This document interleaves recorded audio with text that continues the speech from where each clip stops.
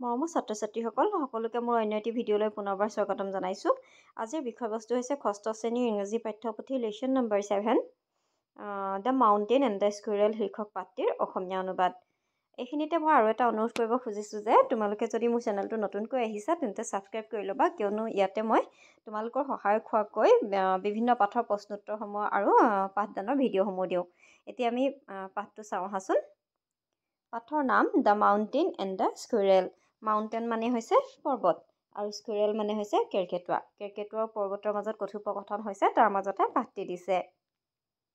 Have you come across the word proud? তোমালোকে কেতিয়াবা এই proud শব্দটো পাইছানে সুধিছে। The word has two meanings. শব্দটোৰ দুবিধ মানে দুটা ধৰণৰ অৰ্থ আছে। One positive and one negative. এটা পজিটিভ আৰু এটা নিগেটিভ, অৰ্থাৎ এটা ধনাত্মক আৰু এটা ঋণাত্মক, মানে এটা ভাল বা ভাল অৰ্থত আৰু এটা বেয়া অৰ্থত বা ঋণাত্মক। Work in pairs, দুজন হৈ কাম কৰিবলৈ কৈছে। Use the dictionary to find out both the meanings. এতিয়া ডিক্সনেৰী ব্যৱহাৰ কৰি দুয়োটা অৰ্থ বাছি উলিয়াবলৈ কৈছে, বিচাৰি উলিয়াব কৈছে। And write them in the space below. আৰু তলত যিটো খালী ঠাই দিয়া আছে তাতে লিখিবলৈ কৈছে। এতিয়া আমি প্ৰাউড বুলি ক'লে কি বুজি পাওঁ? প্ৰাউড বুলি ক'লে গৌৰৱান্বিত। আমি যদি কাৰোবাক লৈ কাৰোবাৰ ভাল ফলাফলৰ কাৰণে বা দেশৰ কাৰণে বা এনেকৈ যদি আমি গৌৰৱ অনুভৱ কৰোঁ, তেতিয়া কি হ'ব? প্ৰাউড। একদম সেইটো ভাল অৰ্থত বুজাব, নহয় জানো? আৰু যদি আমি ধন টকা পইচাৰ লগত যদি অহংকাৰ কৰোঁ বা সেইটো অহংকাৰ শব্দত বুজাব। গতিকে তেনেকৈ এটা ধনাত্মক এটা ঋণাত্মক বুজোৱা হ'ব। যেতিয়া আনৰ মানে কামত সন্তুষ্টি প্ৰকাশ কৰা দেখা যাব তেতিয়া হ'ব ভাল অৰ্থত। আৰু যেতিয়া নিজৰ ধন টকা পইচা আদি ক্ষেত্ৰত যেতিয়া আমি মানে অহংকাৰ হ'ম বা অহংকাৰী হ'ম, তেতিয়া অহংকাৰ কৰিম, তেতিয়া হ'ব এইটো নিগেটিভ। গতিকে ইয়াতে তোমালোকে লিখিবা, মই এনেই দুটা শব্দ লিখি দিছোঁ। এটা লিখি দিছোঁ ছেটিছফাইড। ছেটিছফাইড মানে সন্তুষ্ট বা pleased.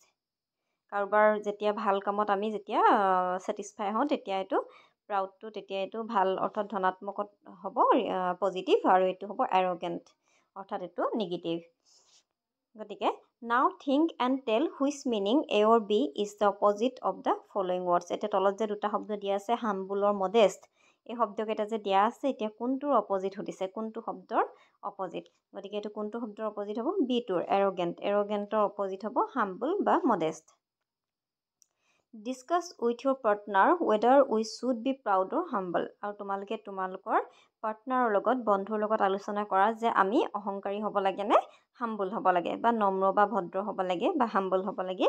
Give two reasons for your answer. তোমালোকে এইটো হয়তো বুজাবলগীয়া একোৱেই নাই, আমি কেনেকুৱা হ'ব লাগে তোমালোকে নিশ্চয় নিজে জানাই। আৰু গতিকে আমি অহংকাৰী হ'ব নালাগে, নহয় জানো? আমি সদায় নম্ৰ বা ভদ্ৰ হ'ব লাগে। Now read a poem about a mountain and a squirrel who have a quarrel about who is greater. এতিয়া এটা পাঠ পঢ়িবলৈ কৈছে, কবিতা এটা দিছে, ইয়াতে পঢ়িবলৈ কৈছে পৰ্বত আৰু স্কুৱেৰেলৰ মাজত, কেৰ্কেটুৱাৰ মাজত, যাৰ মাজত কাজিয়া হৈছিলে, আৰু কোনটো ডাঙৰ বা কোনটো মহান সেইলৈ ইহঁতি কাজিয়া কৰিছে। আফটাৰ ৰিডিং, পঢ়াৰ পাছত, say which one of them is proud and which one is humble. ক'বলৈ কৈছে যে কোনটো অহংকাৰী আৰু কোনটো হাম্বল বা নম্ৰ। গতিকে আমি কবিতাটো পঢ়ি চালেহে গম পাম, নহয় জানো? কবিতাটো পঢ়োঁ আহাচোন। প্ৰথমতে কবিতাটো পঢ়ি দিছোঁ, তাৰপিছত তোমালোকক ইয়াৰে অসমীয়া অনুবাদটো কৈ দিম। The mountain and the squirrel had a quarrel, and the former called the latter little prig. One replied, "You are doubtless very big, but all sorts of things and weather must be taken in together to make up a year and a sphere.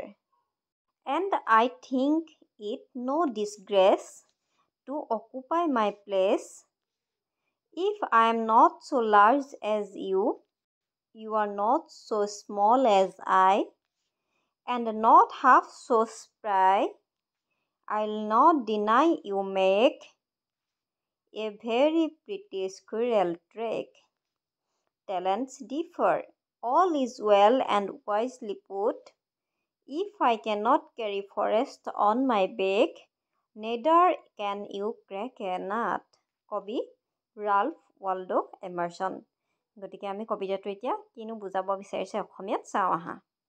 The mountain and the squirrel had a quarrel. Mountain মানে পৰ্বতটো আৰু স্কুইৰেল মানে হৈছে কেৰ্কেটুৱা।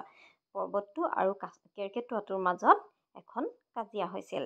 Head a কোৱাৰেল মানে কাজিয়া আছিল, quarrel মানে কাজিয়া।